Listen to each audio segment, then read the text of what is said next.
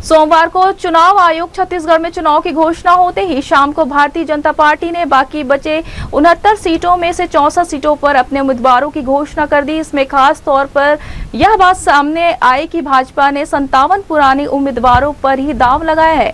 अगर हम बिलासपुर जिले की बात करें तो बिलासपुर की 6 विधानसभा सीटों में से 5 विधानसभा सीटों का ऐलान कर दिया गया है, तो एक विधानसभा सीट बेलतरा को अभी बीजेपी ने रोक रखा है। बिलासपुर से जहां अमर अग्रवाल को पुनः टिकट दिया गया है, तो मस्तूरी के कृष्णमूर्ति बांदी, तखतपुर से धर्मजीत सिंह, कोटा से प्रबल प्रताप सिंह जुदेव और बिल्हा से धर्मलाल कौशिक को टिकट दिया गया है। 90 में से बीजेपी ने 85 विधानसभा सीटों की घोषणा कर दी है, तो वहीं बच्चे 5 सीटों पर भी जल्द ही घोषणा कर दी जाएगी। हालांकि यह उम्मीद थी कि जब लिस्ट बीजेपी जारी कर रही है उनमें से चौंकाने वाले नाम होंगे। जब लिस्ट जारी हुई तो उन्हें पुराने चेहरों पर भाजपा नेताओं ने लगाए, जिसकी बलबूते अब भाजपा 2023 पता करने की तैयारी में है। बीजेपी ने 85 विधानसभा सीटों की घोषणा कर दी है, तो वहीं बचे 5 सीटों पर भी जल्द ही घोषणा कर दी जाएगी। हालांकि यह उम्मीद थी कि अब जो लिस्ट बीजेपी जारी कर रही है उनमें से कुछ चौंकाने वाले नाम होंगे, लेकिन जब लिस्ट जारी हुई तो उन्हें पुराने चेहरों पर भाजपा नेताओं ने लगाए कि जिसके बलबूते अब भाजपा 2023 पता करने की तैयारी में है। बीजेपी की जारी दूसरी सूची पर बात करते हैं। फोन लाइन पर जुड़ गए हैं जी न्यूज के रिपोर्टर आलोक अग्रवाल, उनसे बात करते हैं। आलोक, चुनाव आयोग के द्वारा चुनाव कराने की घोषणा के साथ ही बीजेपी ने छत्तीसगढ़ के भाजपा उम्मीदवारों की दूसरी सूची जारी कर दी है, लेकिन सूची को अगर देखें तो कुछ चेहरे को छोड़ दें, बाकी के सारे पुराने चेहरे हैं जिन पर बीजेपी ने साल 2018 के चुनाव में दांव लगाया था, जबकि हाल हम सभी ने देखा है। क्या माना जाए? देखिए, सोमवार शाम को भाजपा ने अपनी दूसरी सूची जारी कर दी। इसमें बिलासपुर जिले के 6 विधानसभा में से 5 विधानसभा के उम्मीदवारों का ऐलान कर दिया गया है और एक विधानसभा बेलतरा को अभी रोका गया है। इन 5 विधानसभा में जिन उम्मीदवारों की घोषणा हुई है उसमें बिलासपुर से अमर अग्रवाल, बिल्हा से धर्मलाल कौशिक, तखतपुर से धर्मजीत सिंह, कोटा से प्रबल प्रताप सिंह जुदेव और मसूरी से कृष्णमूर्ति बांदी को टिकट दिया है। इनमें अमर अग्रवाल, धर्मलाल कौशिक और कृष्णमूर्ति बांदी को भाजपा ने फिर से उम्मीदवार बनाया है, क्योंकि 2018 में एक विधानसभा से नहीं टिकट दिया गया था और इसमें से धर्मलाल कौशिक और कृष्णमूर्ति बांदी अपनी सीट बनाने में कामयाब रहे और अमर अग्रवाल हार रहे। इसके अलावा तखतपुर से यहाँ से जनता कांग्रेस के धर्मजीत सिंह को भाजपा ने अपना उम्मीदवार बनाया है। हालांकि सोमवार शनिवार को ही भाजपा के प्रत्याशी ने बड़े पर विरोध जताया था कि यहाँ बाहरी को न देकर को टिकट दिया जाए। लेकिन भाजपा ने धर्मजीत सिंह को बनाया है, तो वही कोटा से के जो बेटे हैं उन्हें उम्मीदवार बनाया है। हालांकि पहले भी कोटा से टिकट की मांग करते आया है, लेकिन इस बार भाजपा कमान ने बात का ध्यान रहा और उनसे टिकट है।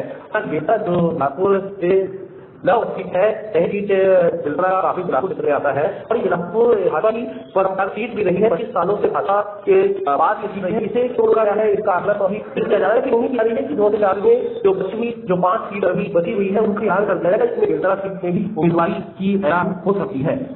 जी, आप बने रहे हमारे साथ। फोन लाइन पर जुड़ गए हैं हमारे यहाँ के जी न्यूज के एडिटर विनोद कुशवाहा, उनसे बात करते हैं। विनोद, बीजेपी ने पुराने चेहरे पर दांव लगाया है एक बार फिर से, लेकिन 5 सीटों पर अभी कश्मकश जारी है। क्या माना जाए इसे? हाँ, बिल्कुल सही कह रही है प्रेरणा कि जिस तरह से चुनाव आयोग की घोषणा हुई, चुनाव कराने की तारीखों का ऐलान किया गया और उसके बाद लगातार बीजेपी ने, अगर छत्तीसगढ़ की बात करें तो वहां पर अपनी दूसरी सूची जारी कर दी है। राजस्थान में भी कमोबेश यही हुआ है। लेकिन अगर छत्तीसगढ़ के परिदृश्य में बात करें, साल 2018 की अगर हम बात करें तो जिस तरह का हार का सामना बीजेपी को करना पड़ा था और एक बड़ी जीत जो है कांग्रेस ने दर्ज की थी, उसके पीछे वजह यही थी कि जो बीजेपी के खिलाफ एंटी इनकम्बेंसी एक मुख्य फैक्टर हार का कारण माना रहा था और दूसरी वजह यही की चेहरों से नाराजगी थी, यानी जो उस समय के उम्मीदवार थे, जो विधायक थे, उससे काफी नाराजगी थी और यही वजह की बड़ी पराजय का सामना छत्तीसगढ़ को बीजेपी को उठाना पड़ा था। और अब इस बार जब 2023 में चुनाव हुए हैं तो कहीं न कहीं ऐसे प्रयास थे कि बीजेपी जमीनी स्तर पर विधायक लेगी और फिर बाद उम्मीदवारों की घोषणा करेगी। लेकिन अगर पूरी लिस्ट को देखें तो उन्हीं स्तर पर दांव लगाया है जिन्हें पराजय का सामना करना पड़ा था। तो सवाल ये है कि बीजेपी ने किस तरह जमीनी चीजों को टटोला है और उसके लिए सूची बनाई है।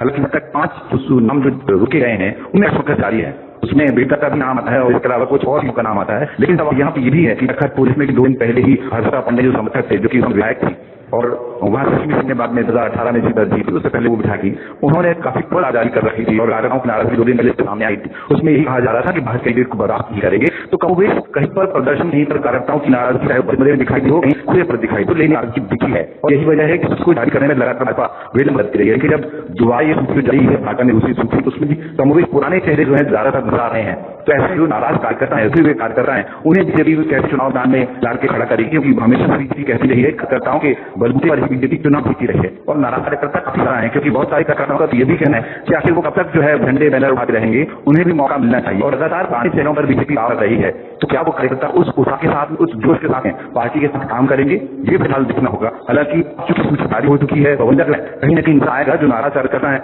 वो कहीं ना कहीं अपनी नाराजगी दिखाएंगे, लेकिन ये है कि पुराने चेहरों पर बीजेपी को कितना फायदा होगा, कितना नुकसान होगा, ये तो 3 दिसंबर के बाद जब गणना होगी, चुनाव परिणाम तब होगा। और 5 नवंबर 2023 जारी है, उसमें भी अब देखना होगा कि जेबी जो है वो फाइनल करते हैं। जी प्रेरणा।